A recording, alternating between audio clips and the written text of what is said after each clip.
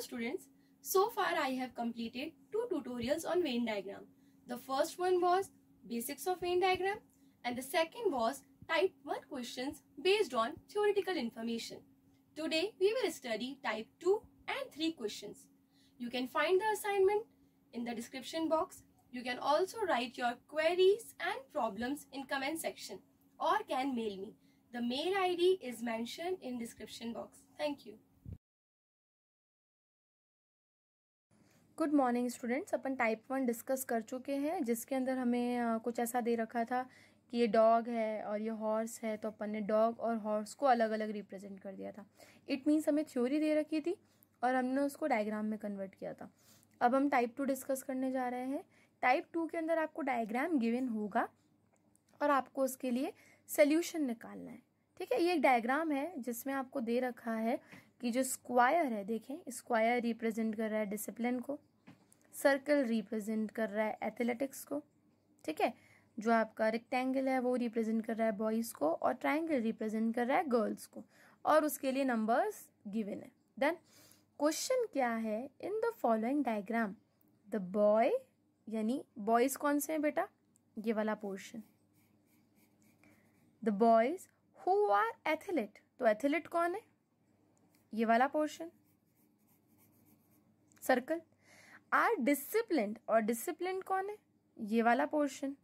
इसको मैं कुछ और तरीके से दिखाने की कोशिश करती हूँ. ठीक है, तो इट मीन्स बॉयज यानी कि रेक्टेंगल, एथलीट यानी कि सर्कल और डिसिप्लिन यानी कि स्क्वायर. पर ऐसे चाहिए जो तीनों हो, the boys who are athlete and are discipline. तो जो तीनों है वो सिर्फ क्या बैठ रहा है, 2. आप नोटिस कर लें, सिर्फ 2 ही बैठेगा. 5 की बात करूं वो सिर्फ एथलीट है, 10 की बात करूं वो सिर्फ बॉय है, 6 की बात करूं वो बॉय भी एथलीट है लेकिन डिसिप्लिन नहीं है.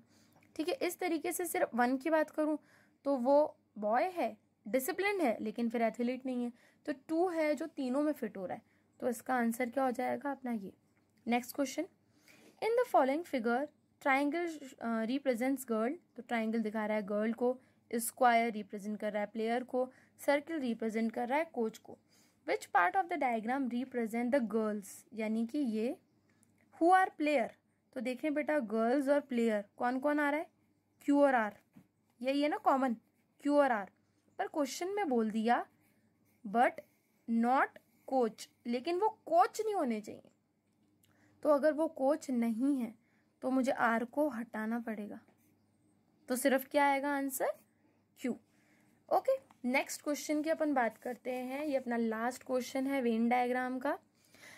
ये डायग्राम मुझे दे रखा है बेटा, आप क्वेश्चन पढ़ेंगे तो आपको दिखेगा कि इन द फॉलोइंग, जो स्मॉल वाला स्क्वायर है यानी ये, वो रिप्रेजेंट कर रहा है उन लोगों को जो इंग्लिश बोलते हैं, जो ट्राइंगल है उन लोगों को जो मराठी बोलते हैं, जो बड़ा वाला स्क्वायर है वो दिखा रहा है तेलुगु बोलने वालों को, सर्कल है वो दिखा रहा है हिंदी बोलने वालों को. ये इसको इग्नोर करें आप, और इनके साथ साथ नंबर्स भी दे रखे हैं. तो क्वेश्चन मुझे गिवन है और सब दे रखा होगा, कौन से लोग इंग्लिश बोल रहे हैं, कौन से लोग मराठी. समझना ये है, ये पजल टाइप है. ठीक है, इसको पजल क्यों बोल रही हूँ, क्योंकि टाइप 2 में भी ऐसा कुछ ही था लेकिन उस पर बेस्ड एक क्वेश्चन था और यहाँ पे इस पे बेस्ड आपके पास कम से कम 5 क्वेश्चन होंगे. पहला क्वेश्चन और दूसरा क्वेश्चन लगभग सिमिलर है. How many person can speak English and Hindi both the language, how many person can speak Marathi and Telugu both. पर दोनों में डिफरेंस क्या है, इस ओनली का. यहाँ पे हमें सिर्फ वो लोग बताने हैं जो सिर्फ हिंदी और इंग्लिश बोलेंगे, और यहाँ पे मराठी और तेलुगु बोलने वाले, हो सकता है वो कोई तीसरी लैंग्वेज भी बोल रहा हो लेकिन मराठी और तेलुगु बोलना जरूरी है. अब बात करो वो लोग जो इंग्लिश और हिंदी बोलते हैं. इंग्लिश बोलने वाले हैं ये वाला स्क्वायर और हिंदी बोलने वाला है ये सर्कल. तो इन दोनों में कॉमन क्या है, देखो बेटा ये वाला एरिया, ये कॉमन बस 5 और 2 वाला. पर यहाँ पे ओनली लगाने की वजह से मुझे इस 2 को हटाना पड़ेगा. क्यों, क्योंकि ये 2 मतलब वो लोग भी आ गए जो तेलुगु बोल रहे हैं, इसीलिए मुझे आंसर क्या देना पड़ेगा, 5. स्टूडेंट्स, मैंने प्रीवियस वीडियो में ये आपको समझा दिया था. ये क्वेश्चन थोड़ा टिपिकल है तो मुझे लगा आपको वापस समझाने की जरूरत पड़ेगी. ठीक है, अब इसी पे बेस्ड मुझे दूसरे क्वेश्चंस दे रखे हैं. क्वेश्चन नंबर 3, 4 एंड 5 देखते जाएं.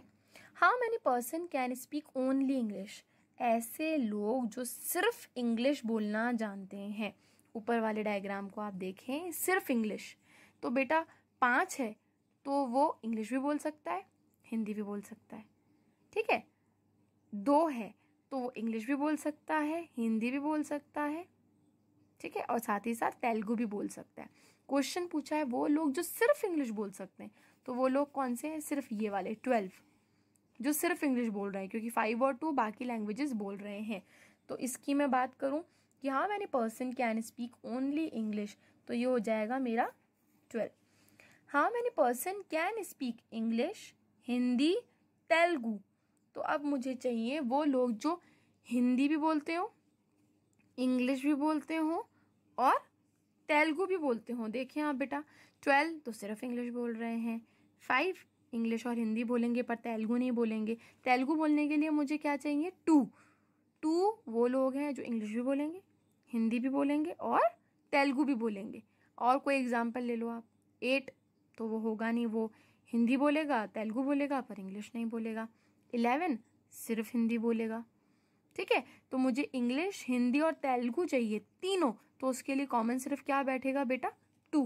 वापस से क्वेश्चन पे आते हैं, how many person can speak English, Hindi and Telugu, तो मेरे पास ऑप्शन हो जाएगा 2। Next, how many person can speak all the language. अब ऐसा पर्सन जो सारी की सारी लैंग्वेज बोल पा रहा हो, देखते जाएं। 12 वो बंदा है जो सिर्फ इंग्लिश बोल रहा है, 4 वो बंदा है जो सिर्फ मराठी बोल रहा है, 10 जो सिर्फ तेलुगु बोल रहा है, 11 जो सिर्फ हिंदी बोल रहा है, 6 में ऑब्वियसली इंग्लिश का पार्ट नहीं आ रहा, ठीक है। 9 और 8 में ना ये आ रहा है, ना ये आ रहा है, ना मराठी आ रहा है, ना इंग्लिश आ रहा है। अब बात करती हूँ इस 2 की, तो 2 तो अपन ने अभी अभी देखा ना, जो इंग्लिश, हिंदी और तेलुगु बोल पा रहा है, ठीक है, पर मराठी नहीं आ रहा। 7 लूँ तो उसके अंदर मराठी, तेलुगु और हिंदी आ रहा है पर इंग्लिश नहीं आ रहा, ठीक है। तो ऐसा कोई पर्सन है ही नहीं जो तीनों चारों लैंग्वेज बोल पा रहा है, तो इसका आंसर होगा नो वन। कोई इंसान ऐसा नहीं है। तो क्वेश्चन पे आते हैं कि how many person can speak all the language, no, none. ऐसा कोई भी नहीं है जो सारी लैंग्वेज बोल पाए। यहाँ पे वेन डायग्राम जो मेरा टॉपिक था वो फिनिश हो रहा है। इसके बाद आपको सिर्फ असाइनमेंट दे दिया जाएगा। Thank you. Students, I hope this video was helpful in understanding this particular topic. You can also find other video links from the description box. Thank you.